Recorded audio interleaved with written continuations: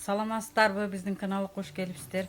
Бүгүн биз жүзүмдүн жалбырагынан витаминге бай болгон долманын жасалышын көрсөтөбүз. Биз менен бирге болуңуздар.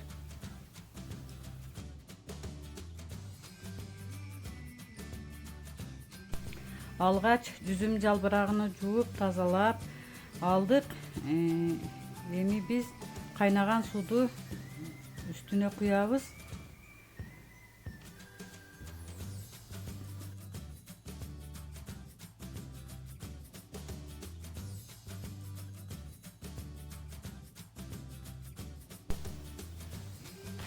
Üstünü жаап четке коюп турабыз. Мен идишке 300 грамм фаршты салдым. Бир чоң пиязды кыргычтан кырып өткөзүп алабыз.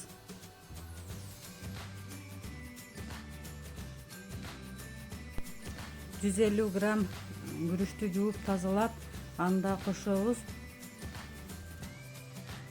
Бир чай кашыктан туз, мурч кошобуз. Баарын жакшылап аралаштырабыз.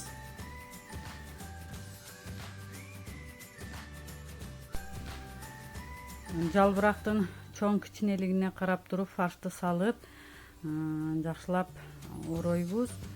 Өтө тыгыз, каттуу оробош керек. Күрүч пышканда жарылып чыгып кетет. Бошураак кылып оройбуз орогондо.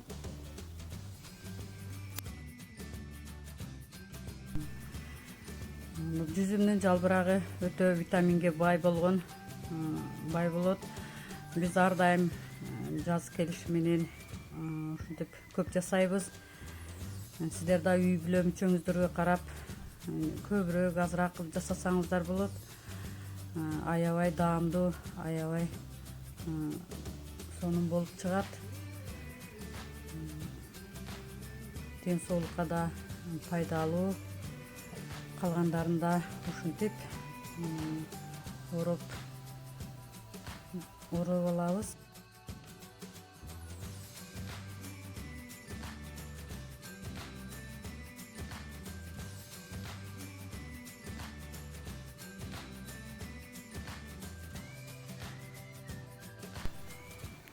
Эки картошканы майдалап туурап алдым. Долманын астыга салганга болбосо долма күйүп калат. Бир чоң пиязды майдалап туурадым.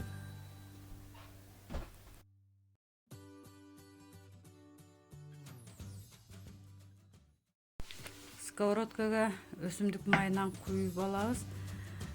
Картошканы курушту баштайбыз. Картошкабыз кызарганча кууруйбуз.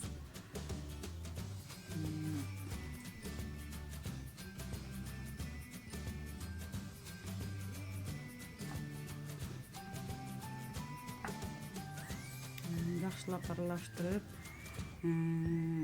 үстүнө пиязды сээп, пиязды өтө көп куурубайбыз, бир аз эле жумшаргыча кууруйбуз. Жакшылап баарын аралаштырып,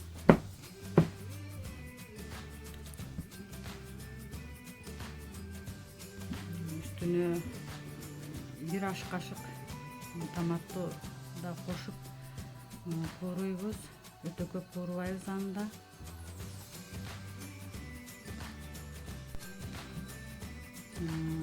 Даамга кириш үчүн бир аз тузду сээп алдым мен.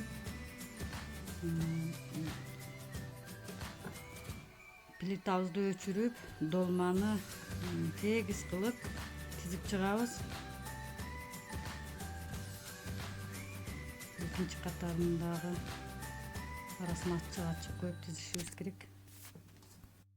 Бир стакан сууга бир чай кашык тузду аралаштырабыз. Суубуз муздак суу эле.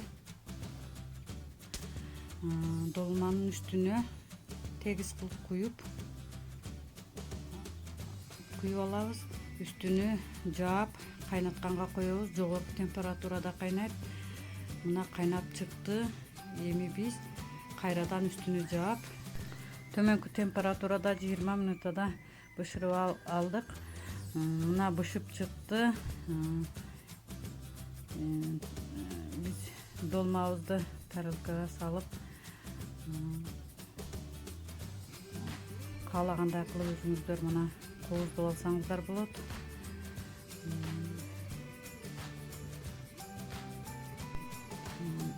Мына биздин долмабыз бышып даяр болду. Тамагыңыздар даамдуу болсун. Биздин каналга кошулуңуздар.